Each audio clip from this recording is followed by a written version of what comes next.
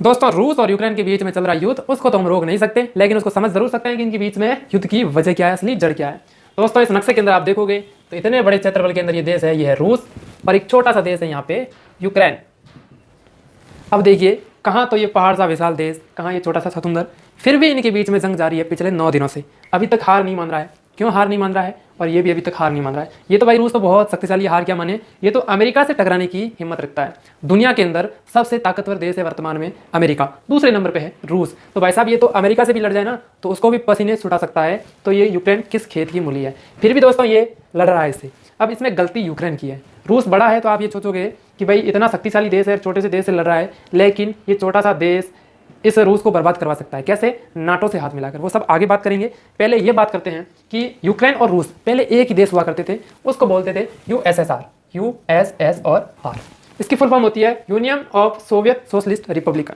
इसके अंदर 15 देश थे टोटल उस समय। कितने देश? 15 देश।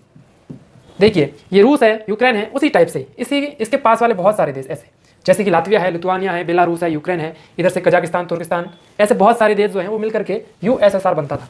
ये कब से कब तक चला था यूएसएसआर? ये चला था 1922 से लेकर के 1991 तक।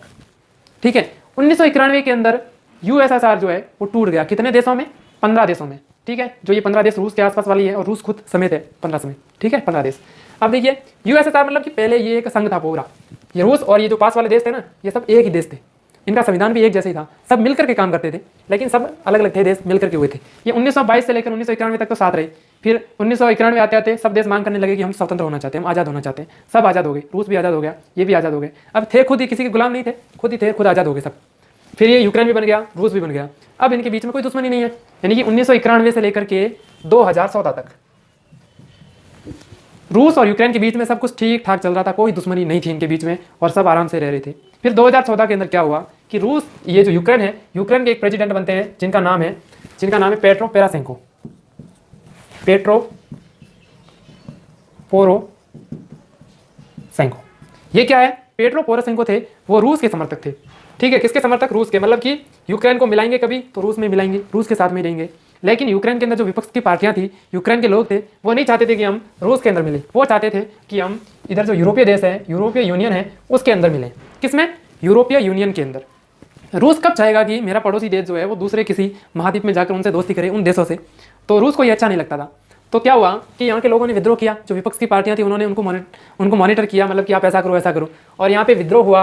और क्या होता है कि जो पेट्रो पेरोशेंको होते हैं यूक्रेन के राष्ट्रपति, वो भाग कर आ जाते हैं रूस में, और यहाँ पे विद्रोह हुआ, नई सरकार बनती है, और वो सरकार कहती है लोगों से कि हम कभी भी रूस में शामिल नहीं होंगे, हम शामिल होंगे यूरोपीय यूनियन के अंदर। अब देखिए क्या होता है कि रूस को पता चल गया कि ये यूरोपीय यूनियन का भाग हो जाएंगे। रूस उस समय इनसे नाराज होकर के इस पर हमला करता है यूक्रेन पे। तो यूक्रेन का ये निचला भाग देख रहे हो ना आप, ये देखिए, ये पूरा यूक्रेन था। तो 2014 के अंदर, कब? 2014 के अंदर रूस ने इस भाग को कब्जा लिया। ये जो भाग है ये पूरा ही रूस ने इसके अंदर मिला दिया। तो ये क्षेत्र जो है जिस पर 2014 में रूस ने कब्जा कर लिया, इसको बोलते थे क्रीमिया। 2014 में रूस ने क्रीमिया पर कब्जा कर लिया। अब देखिए, यूक्रेन इतना ही रहा, ये क्षेत्र जो है रूस के अंदर मिला दिया गया। यहाँ पे ये जो क्षेत्र है अब रूस के कब्जे में आ गया। यहाँ पे समुद्र है जिसको एजोव सागर बोलते हैं।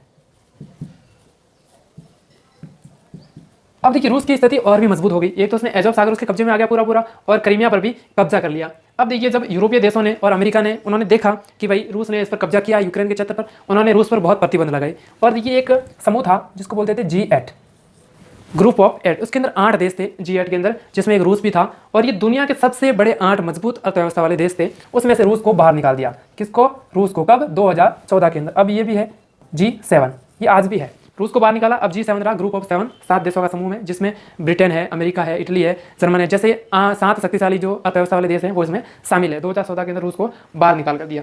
अब देखिए, फिर इनके बीच में एक समझौता होता है यूक्रेन और रूस के बीच में, उसको बोलते हैं मिन्स्क, MINSK।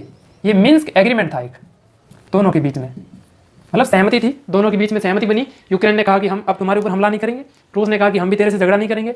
अब देखिए, यूक्रेन ने कहा कि हम कभी भी आपसे कोई भी अब जो विवाद नहीं करेंगे। रूस ने कहा विवाद तो ठीक है, एक और शर्त है कि तू कभी भी इन यूरोपीय यूनियन के देश जो है ना, उनसे दोस्ती मत करना। दूसरी बात, जो अमेरिका है उसको कभी भी अपने क्षेत्र में तो प्रभावी मत होने देना, क्योंकि वो मेरे दुश्मन है, मेरे को नुकसान पहुंचाएंगे, इसलिए तू उनसे दोस्ती थोड़ी कम ही रखना। तो यूक्रेन ने कहा ठीक है। अब देखिए, 2014 से लेकर के 2017 तक, 2014 से लेकर 2017 तक यूक्रेन और रूस के बीच में सब कुछ ठीक ठाक चल रहा था।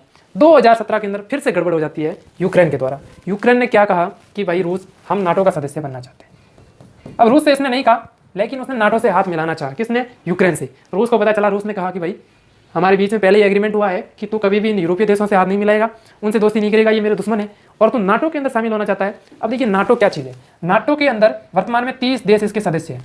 कितने देश? 30 देश। नाटो की स्थापना हुई थी 1949 के अंदर, 1949 के अंदर।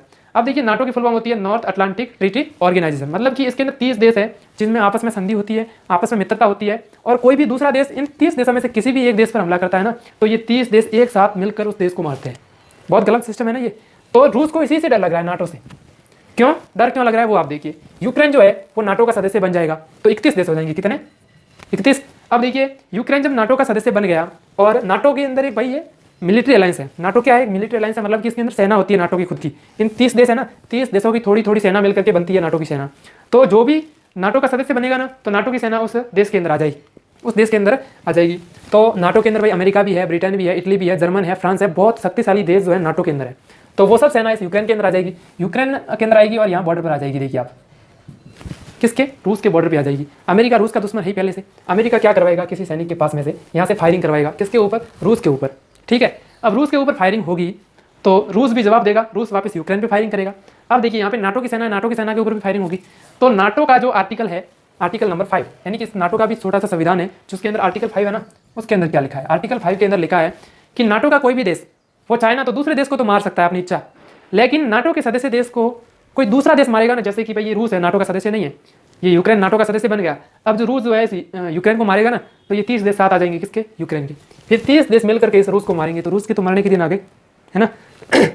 तो रूस ने क्या सोचा कि भाई तुम नाटो के सदस्य मत बनो, अगर तुम दुश्मनी नहीं चाहते हो ना तो नाटो के सदस्य मत बनो। ये बात कब की है? 2017 की है, जब इसने यूक्रेन ने कहा कि हम नाटो के सदस्य बनना चाहते हैं। अब देखिए आगे क्या होता है कि क्रीमिया पर भी कब्जा कर लिया इसने, एज़ोव सागर भी कब्जे में आ गया, और अब इनके बीच में युद्ध चल रहा है, क्योंकि रूस को पता चल गया कि भविष्य के अंदर कभी ना कभी तो ये नाटो के अंदर शामिल होगा।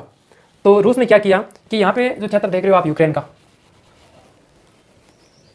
ये देखिए, ये यूक्रेन का और इसकी रूस की बॉर्डर है, यहाँ पे सीमा लगती है। यहाँ पे 2 राज्य हैं यूक्रेन के, एक राज्य है डोनास्क, दूसरा है लुहांस्क। एक का नाम है डोनास्क और लुहांस्क। रूस ने क्या किया? यहाँ पे विद्रोहियों को खड़ा कर दिया। रूस ने यहाँ पे फ़ोन किया और अपने जो लोग थे इसके दोस्त, उनसे कहा कि आप विद्रोह कीजिए, आप ऐसी मांग कीजिए कि हम आज़ाद होना चाहते हैं यूक्रेन से।